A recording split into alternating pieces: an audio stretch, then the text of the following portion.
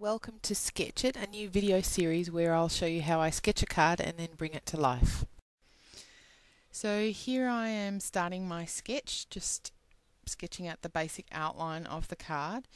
I knew that I wanted to use some form of background stamp at the bottom of the card, masking off the bottom half of the card. And here I've written embossed resist because I knew that's what I wanted to do with this card. And then up the top I thought I would either have a floral image being repeated over the area or a butterfly image. In the centre I plan to do a ribbon, which is what I'm writing just here.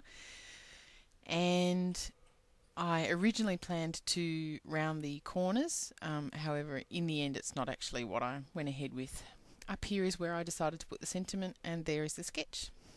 So here I have my CG405 leaf and floral background cling stamp mounted onto my Fiskars stamp press, and I've got my Versamark which I'm going to ink up across the entire space of the stamp.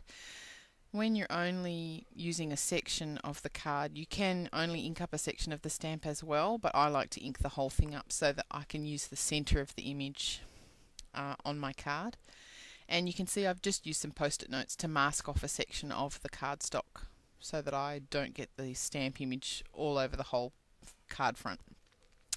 I'm putting a lot of pressure onto the stamp to make sure that it really inks well. If you mess up with heat embossing and using your Versamark, you can't really fix it, so I like to be really careful and thorough. I keep my embossing powder in this plastic container here, just makes it a bit easier, and I use a spoon to just drag it out and pour it all over the cardstock. Because you do end up putting so much back inside the container, it just makes it easier than trying to fit it back into that tiny little jar that I showed you earlier. So I'm just tapping off the excess here, and then I'll put the embossing powder away, and now I'm going to hit the image with my heat gun, or not hit it, but heat it with my heat gun. And I will go into supersonic speed because that's the speed that I like to work at. This isn't fast forwarded, it's just how fast I'm going. So just give it a lot of movement. Make sure to keep the heat gun moving and you won't burn your paper. Here I've got my peeled paint and tumbled glass distress inks and my ink blending tool, and starting on off the edge of the paper and working my way in a circular motion will bring the ink in a nice even coverage across your image. If you start directly onto the paper, you'll find that you'll end up with a square that's about the exact size of your ink blending tool sitting right in the middle of your cardstock, and you can't blend it out. It's quite difficult to do. So you're best to start off the edge of the paper, as you can see here, and work your way in a circular motion. So that's all of the inking done, and as I'm sure you saw, the embossed areas resisted the ink, so that's why it's called embossed resist. So here I've got the large butterfly image from the CG130 Butterflies 3 Images cling set. I've got that mounted onto my acrylic block, and I'm just stamping it across the top section of the card. I just moved my post-it notes to the opposite side so that I could mask off that area that I just inked up. As you can see, I'm stamping off the edge of the cardstock. This makes it look a little bit more natural, as though it's almost a pattern paper. And you'll see that I'm using Memento black, Tuxedo black ink because I'm going to be Copic colouring these images in a minute. And now I'm just going to get rid of those post-it notes. And here I've got my Copics, and you can see I'm just working in small areas. It's generally the best way to go with Copic markers. I am by no means an expert, but I do know that the smaller the area you work in, the better you'll go. If you try to do a huge area all at once, you tend to get a bit overwhelmed and the ink doesn't blend as well because you don't sort of go back to the right spots at the right time.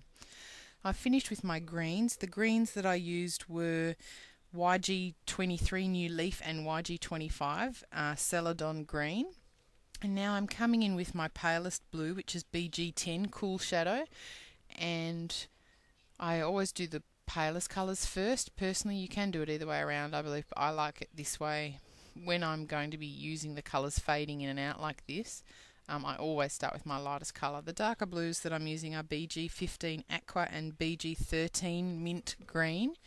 BG13 is the one that I'm using now, and I'm just using that to outline the edge of this butterfly, and I've used it in the centre of a few of the others. And now I'm going back in with my palest, the BG10, just to blend everything back in a little bit more and give that nice faded effect. And again, I'm working at supersonic speed.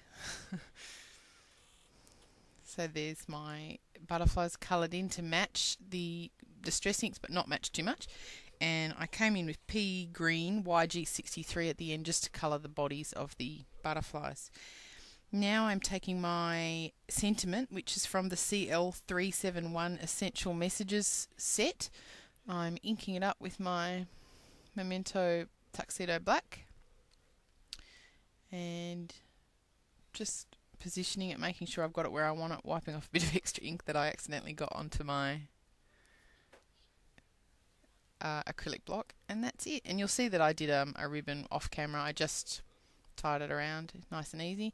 And now I'm using my Hero Hues Pearls and Gems set from the wonderful Hero Arts, and I'm just putting a few of these pearls onto the body of the butterflies. These are all self-adhesive. They've got adhesive on the back, so you don't need to add anything.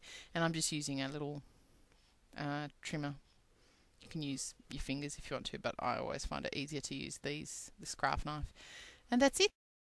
And here's a shot of the finished card for you. Thank you so much for watching, and for more information please visit www.ablognemedhero.blogspot.com.